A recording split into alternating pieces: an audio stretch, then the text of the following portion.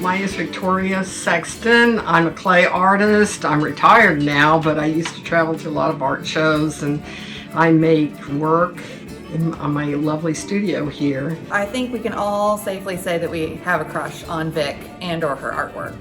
I get calls at least once a month of people trying to track her work down.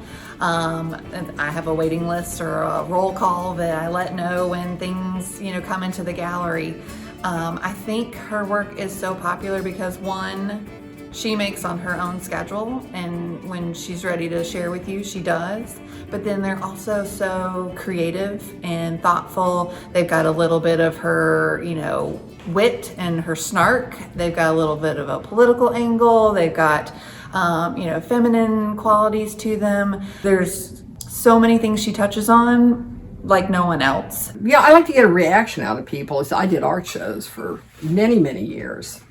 And that was like, kind of like show business in a way, because I really got off on how people reacted to my work.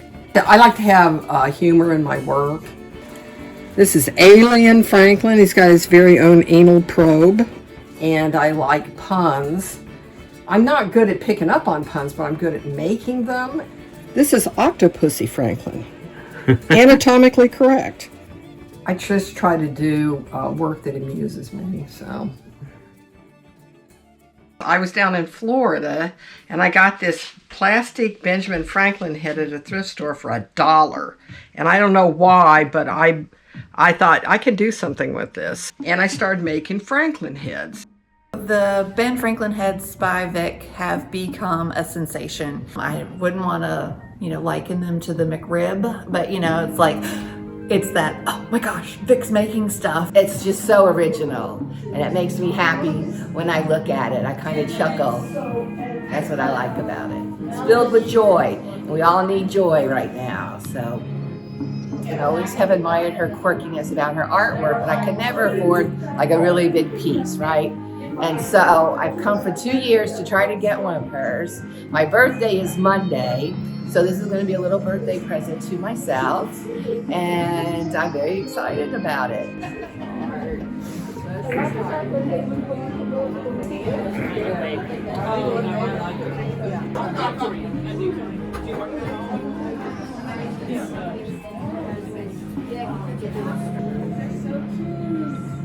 This is like the 4th year I've done Franklin heads, so God knows what I'll have in another 5 years. It'll be on Antiques Roadshow.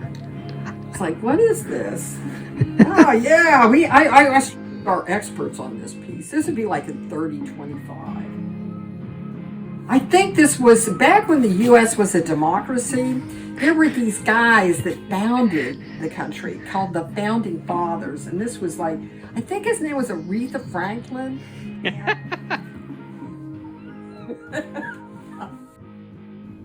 The general interest in her work is high, and then the idea that you could have this little tiny version of Ben Franklin for your very own, knowing that they only come out for tiny art.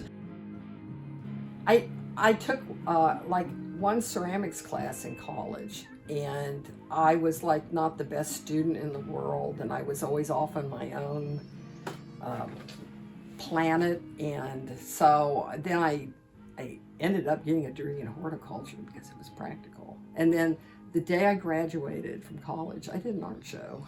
So, like, go figure. I started out doing, I would do animals, and I would use an iron oxide wash and then put a really thin layer of glaze, which I designed this glaze.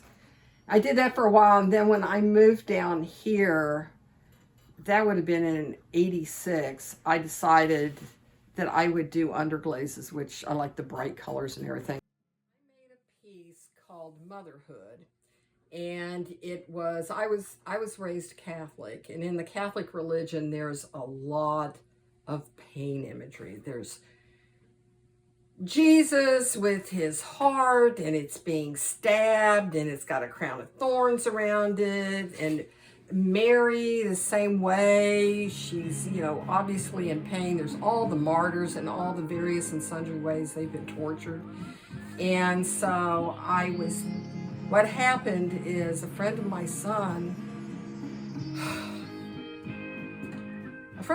died of a drug overdose, and it was just the worst thing in the world. I remember just, you know, it deeply affected me. And so I did this piece thinking about that, and it is this woman who has ripped her chest open, and she's got her heart in her hand. And then there's a little baby, and the baby's stabbing her in the heart. It was like the first time I thought, I'm an artist. I always thought of myself as a craftsperson, and I take pride in that too. I don't have a problem with being a craftsman. But when I did that piece, I knew I was an artist. And you know, I could have sold that piece, and the woman who was interested in it, I just said, I can't sell it. I can't sell it. It's a very important piece of my life, so I still have it. So it's you know, that was the point. It was a piece that kind of changed my life after that. Back when I was doing shows, I had to produce. I mean, you have to make work to sell work. And I would do, like, I did 20 of these for Emerge. I would do 20 of those I try to do 20 in a day. I never stopped thinking about my work, what I needed to produce, you know, what show am I going to do? There was always that pressure. I went to a show, and I had this piece that I made, and it broke. And I thought, God, I put all this effort into this, and it's like, you know, I can repair it, you know, and there's the whole ethics of that. And I just thought, it's time to retire. It's time to retire. And now that I'm retired, it's a lucrative hobby, which is really nice. And so I try to have as much fun with these things as I can. I like these because they're so weird, and I just try to do all these variations on a theme. I always liked doing that. Doing variations on a theme, like I did the Barbie show. That was my show. Yeah, and I got all these Barbies, and I thought, well, let's have a show. Vik Sexton can just make magic happen. To think that she purchased a Ben Franklin head from, you know, a thrift store and made a plaster mold so that she could keep creating variations in clay is just phenomenal. It has been great to see all of the different versions. What does it mean? Oh, we think this is like people worshiping some sort of a ram deity. Franklin.